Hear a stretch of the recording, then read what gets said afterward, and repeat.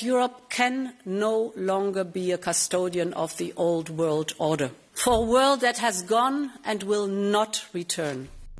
The EU must decide whether the rules-based international order is more a help or a hindrance to our credibility as a geopolitical actor, the bloc's top official said, in the strongest sign yet that it might break from decades of rigid adherence to global norms.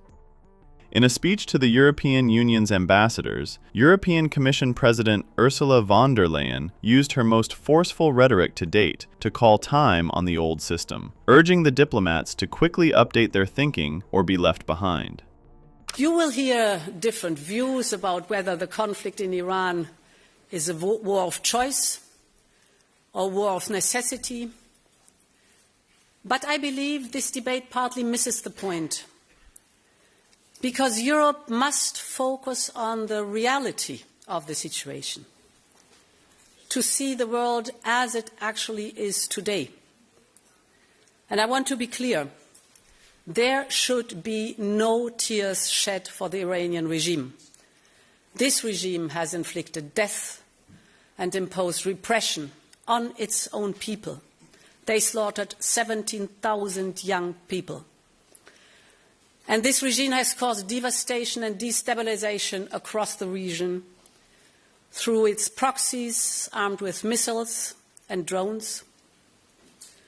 And many Iranians inside the country and across Europe and the world have celebrated Ayatollah Khamenei's demise, as have many more people across the region.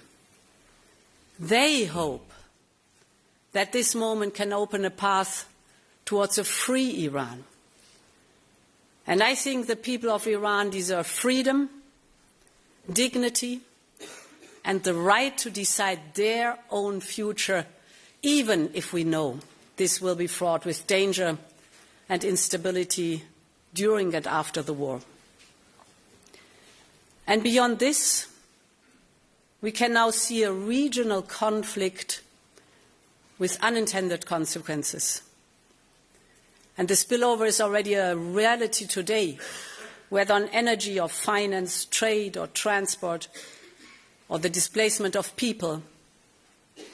British military bases have been targeted in Cyprus, who I want to reaffirm our full solidarity with from this place. NATO troops have been called upon to shoot down a drone. Our citizens are caught in the crossfire. Our partners are being attacked, and I've been in touch with many of them across the region to express our solidarity and support. And the longer-term impact is already posing existential questions on the future of our international rules-based system, on how Europe finds unity in this situation. All of this shows how precarious the global situation is today, how diverse threats are,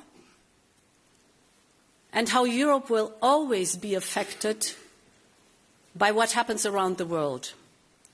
So the idea that we can simply retrench and withdraw from this chaotic world is simply a fallacy.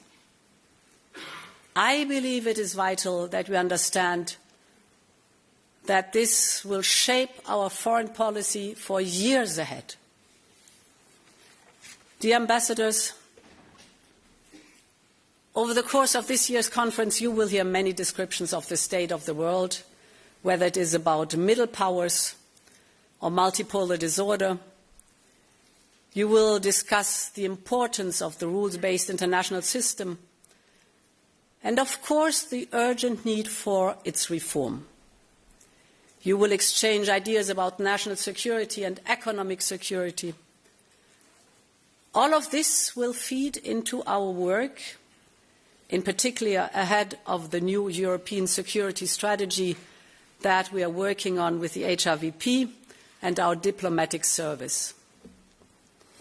But at the same time, these attempts to label today's world mask two tangible and structural realities which are far from important for Europe.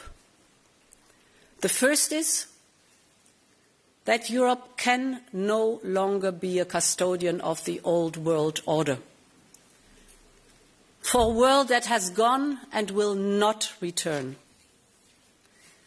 We will always defend and uphold the rules-based system that we helped to build with our allies, but we can no longer rely on it as the only way to defend our interests, or assume its rules will shelter us from the complex threat that we face.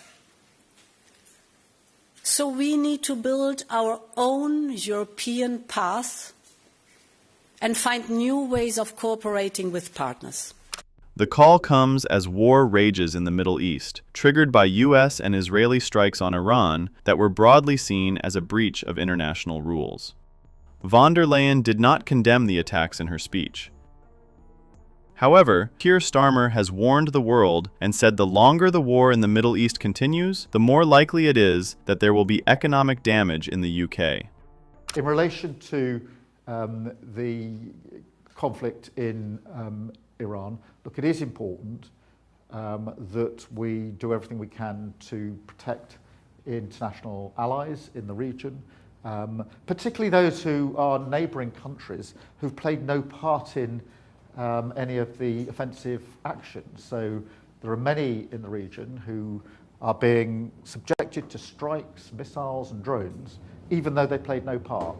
And that is a threat to civilians, it's a threat to our civilians who are in the region, it's a threat to our personnel who are in the region, our military personnel, and of course to the people living there. And therefore it's right for us to be working with those countries to put in as much capability as we can to deal with those incoming missiles, deal with those incoming drones, and make sure we take down the threat assessment there. More generally, and in answer to your question, we do need to find a way to de-escalate the situation, and that's what a lot of our discussions are about. How do we find a way to de-escalate this situation and make sure it doesn't escalate even further than it already has? These attempts to label today's world mask two tangible and structural realities which are far from important for Europe. The first is that Europe can no longer be a custodian of the old world order. For a world that has gone and will not return. We will always defend and uphold the rules-based system that we helped to build with our allies, but we can no longer rely on it as the only way to defend our interests, or assume its rules will shelter us from the complex threat that we face.